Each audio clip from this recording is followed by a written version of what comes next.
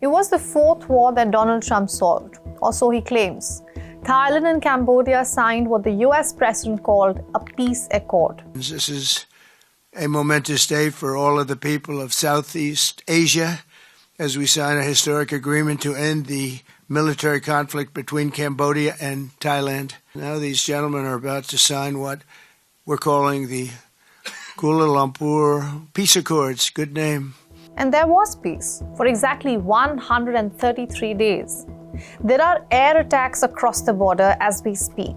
So what happened to Trump's quote-unquote historic agreement? I'm Ananya Dutta. This is Grey Zone, where politics and geography collide.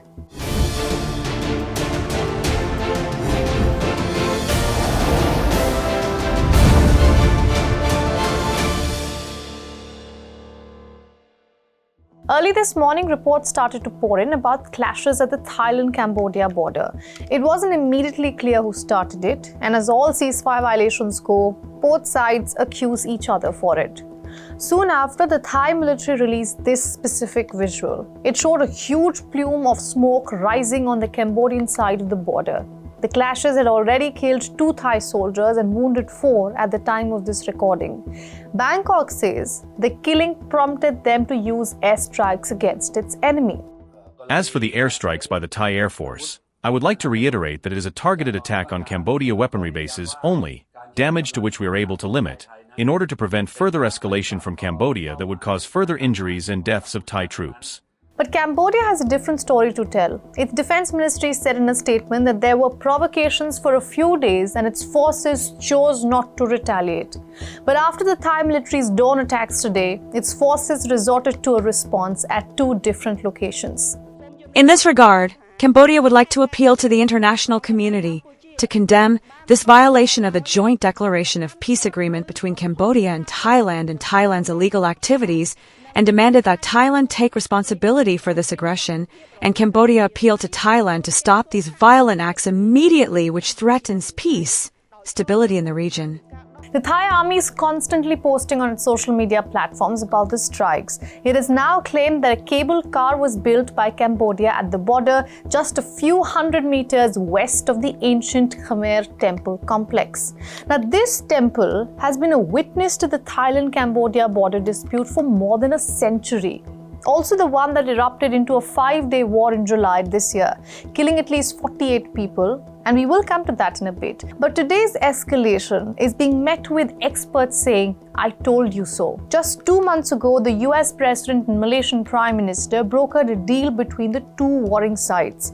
There were signatures, applauds, jokes, and a big hoarding behind, reading, delivering peace. But the peace deal wasn't really a peace deal. It failed to acknowledge the fundamental issue, which is the border issue. In fact, tensions along the Thailand-Cambodia 800-kilometer-long border is a century-old one. Like so much else, the conflict is a vestige of Western colonialism. The French and the British had colonized parts of Southeast Asia and called it Indochina, because they knew little about the region, and geographically it is situated between India and China. And with this level of knowledge, the West mapped the border in the year 1904. A commission was set to ratify the new border, but the commission never finished its work. So in 1907, the French individually produced their own map that followed a natural watershed line between the 2 countries.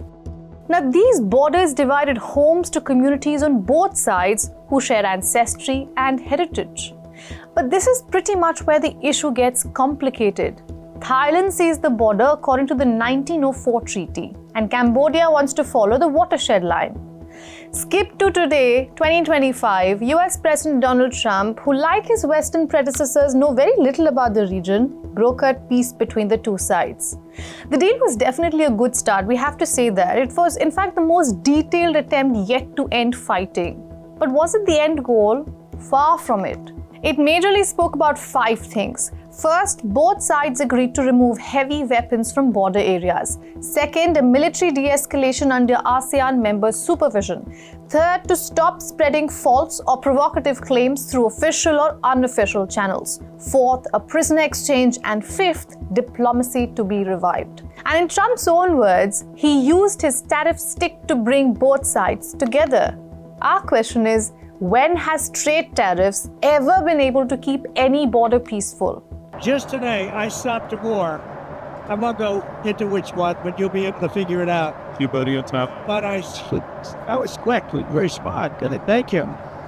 But just today, I stopped a war by the use of tariffs. And oftentimes, I'm able to do that. The Thailand-Cambodia border dispute goes far beyond contemporary politics. In fact, leaders of both sides are under immense domestic pressure to not be seen as the one compromising more. Then, of course, there is the West, who complicated the situation in the first place and is today, under the guise of peace, using trade as a bargaining chip. And if you're wondering why Donald Trump, the US president, cares about trade with Thailand and Cambodia, two countries that don't even fare in the top 15 trading partners with America, the answer is China. In fact, we did an episode on how Beijing is arming both sides, Thailand and Cambodia, leaving the world very, very confused.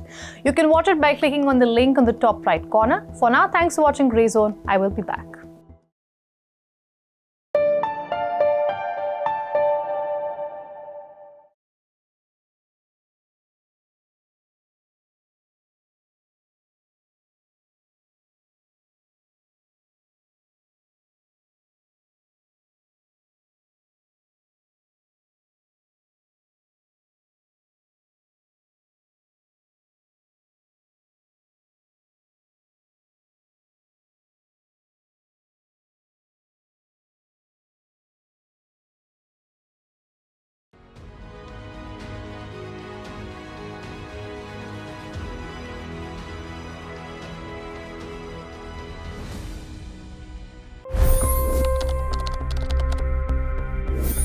$25 crore गरीब गरीबी को परास्त करके बाहर निकले।